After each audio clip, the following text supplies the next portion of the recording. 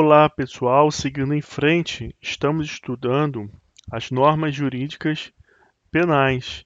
Estamos vendo os princípios e depois vamos estudar as regras do Código Penal. O direito é um conjunto de normas. Se você tem um direito penal, você tem um conjunto de normas penais.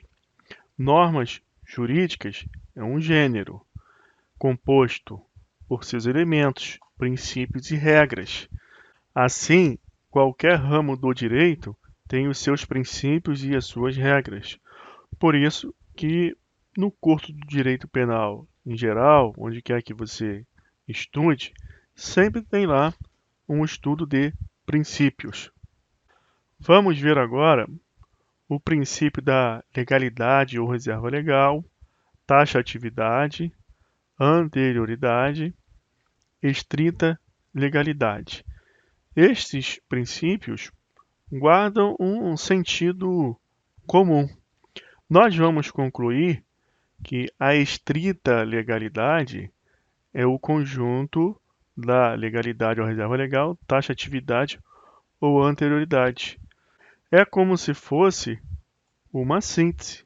Você pega estes três princípios e você vai ter a estrita legalidade. Vamos entender melhor esta situação. Olha aqui o artigo 5º, inciso 39 da Constituição Federal. Não há crime sem lei anterior que defina, nem pena sem prévia cominação legal. Então você tem aqui a reserva legal, você precisa ter lei. Essa lei tem que ser anterior, então você tem a anterioridade. Para ter pena, também tem que ter lei. E essa lei tem que ser prévia. Também você tem a anterioridade para se trabalhar com o crime, preceito primário, e com a pena, preceito secundário. Essa lei que tem que ser anterior tem que definir o fato típico. Então você tem aqui o princípio da taxatividade. Por isso que nós falamos que a análise da legalidade, da taxatividade e anterioridade em conjunto nos leva a concluir que nós trabalhamos em direito penal com o princípio da estrita legalidade. Tem que ser uma legalidade estrita. A lei tem que ser prévia e tem que definir bem o tipo.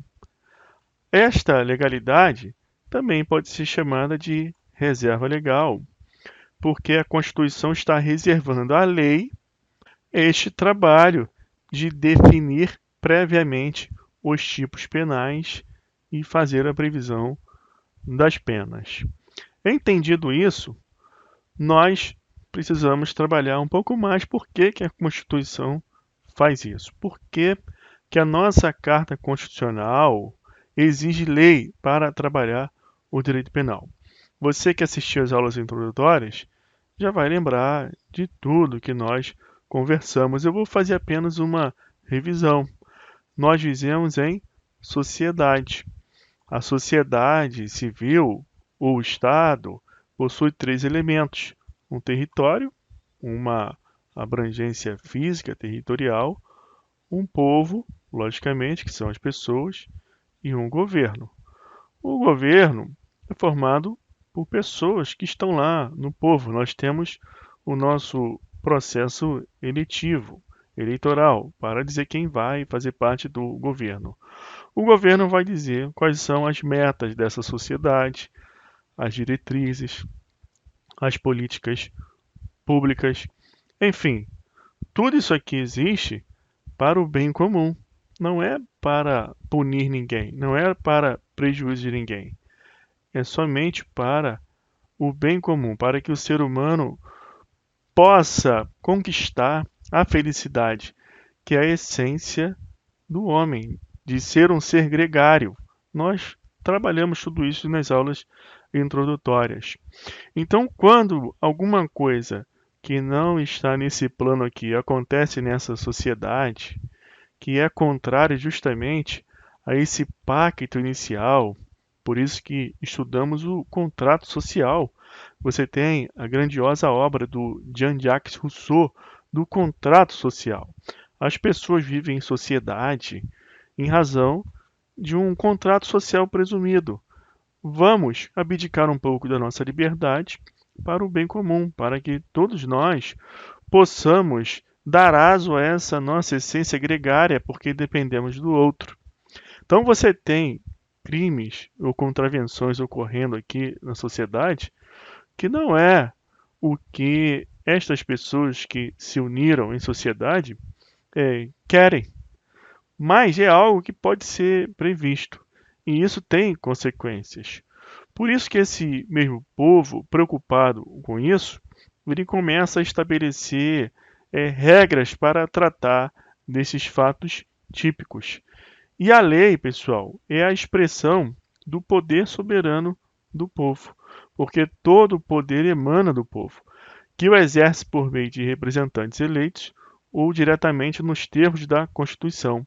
Como a nossa democracia é representativa e a lei ela é uma expressão popular que é editada a partir do trabalho desse representante, nós ainda temos o povo falando sobre o direito penal. Por isso que a Constituição traz essa regra de que não há crime sem lei anterior que defina, fala na taxatividade, nessa lei que tem que dizer exatamente o que é crime. E a lei, ela vai ser o veículo normativo propício para tanto, porque é como se esse povo que se estabeleceu em sociedade a partir de um contrato social estivesse diretamente dizendo o que ele acredita que vai violar esse pacto social, que não interessa para essa sociedade. Porque o mesmo povo que dá formação à sociedade vai dizer também o que não presta para essa sociedade. Por isso que tem que haver essa reserva legal. Entendido isso, você vai entender o nosso assunto que é o mais crítico aqui desta aula, que é falar sobre a possibilidade de medidas provisórias trabalharem o direito penal, mesmo que para beneficiar o réu. Pode haver isso para benefício do acusado, do réu, uma medida provisória trabalhar o direito penal? Olha o que você está vendo aqui, que nós precisamos respeitar o princípio da legalidade estrita, que envolve a legalidade ou reserva legal, que é a necessidade de lei. Essa lei tem que definir precisamente a conduta típica e tem que ser anterior ao fato típico. Esse é o controle que o povo faz dos limites do Estado, aquela formação coletiva que se tem, para a coibição das condutas que violam o pacto social. E aí nós temos no nosso país uma situação de medida provisória trabalhando o direito penal.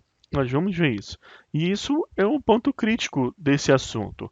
Mas quando você entende essa estrutura aqui que eu expliquei, do povo reunido em sociedade, e ele que vai dizer o que interessa ao direito penal ou não, por isso que tem que ter lei, você vai entender uma repercussão que tem lá nessa situação da medida provisória.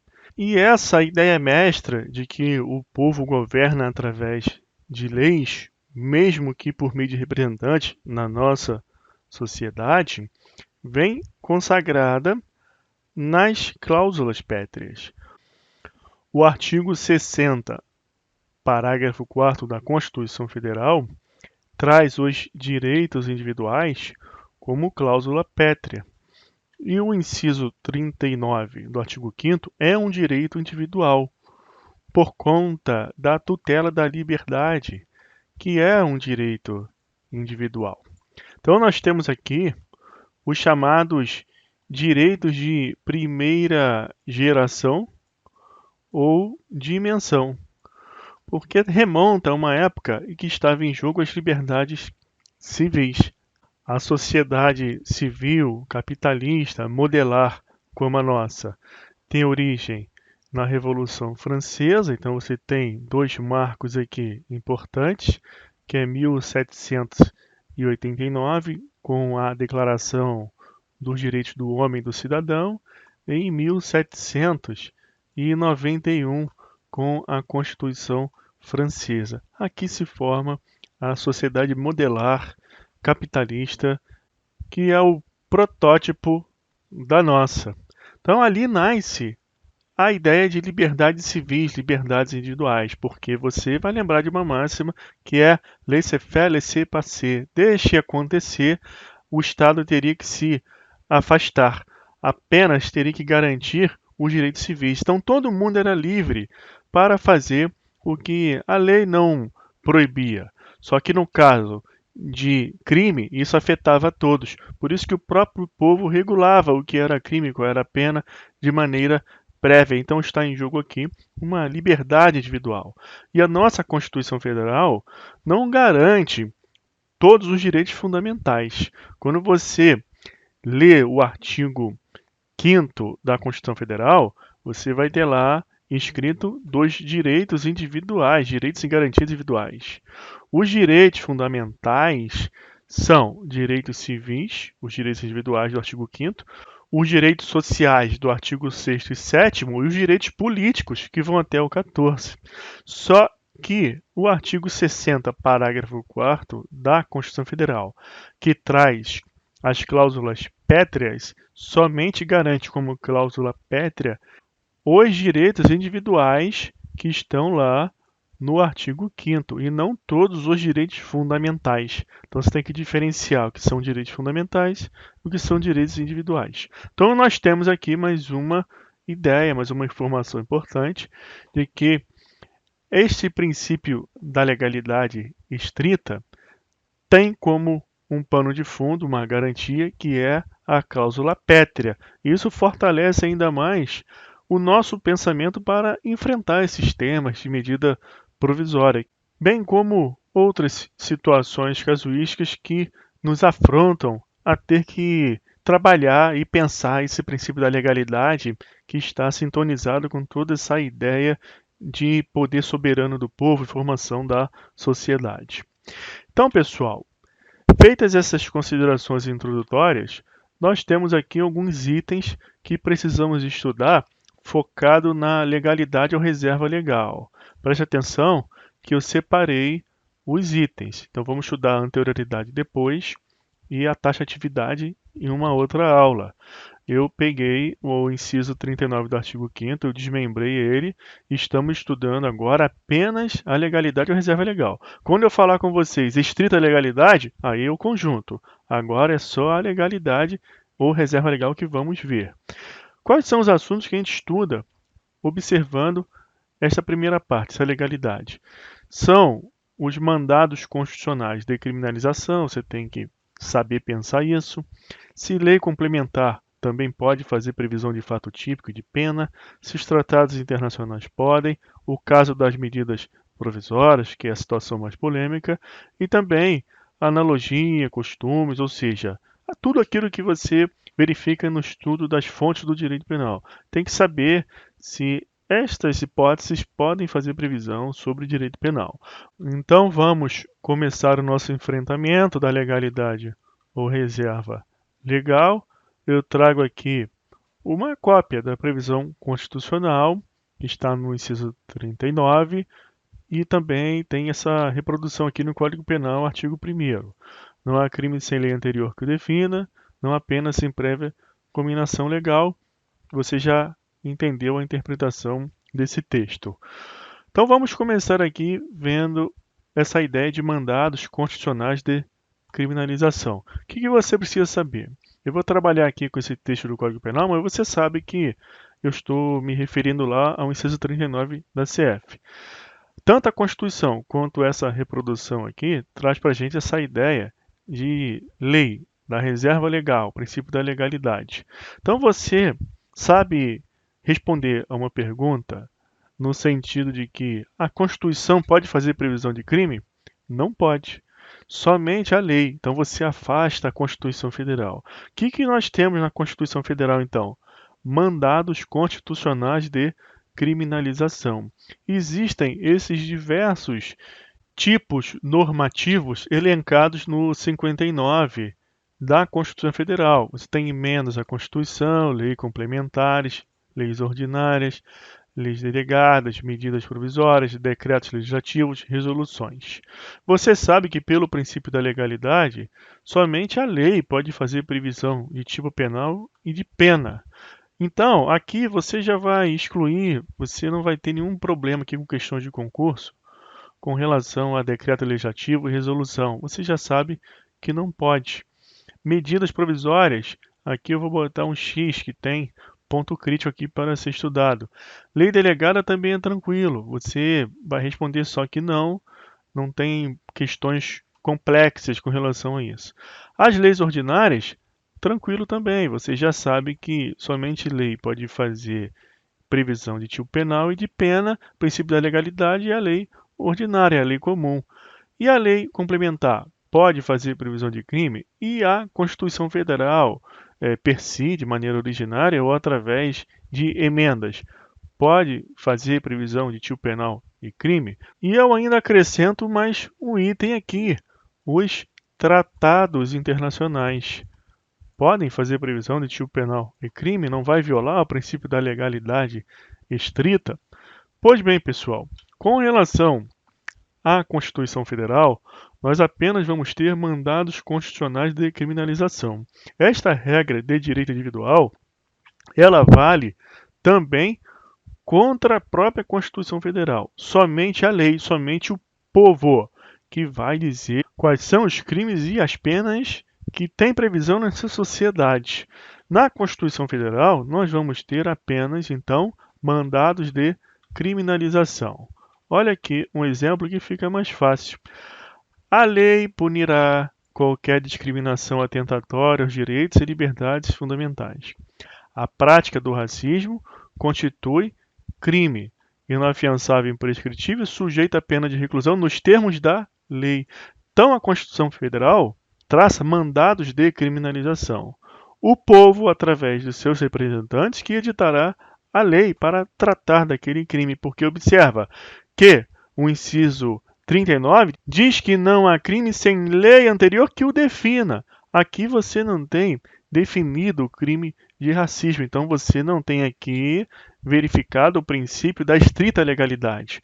Então a Constituição Federal somente vai ter mandados de criminalização. Vai falar, povo, você vai trabalhar então o tipo penal bem definido desse crime. Eu estou traçando aqui um mandado de criminalização.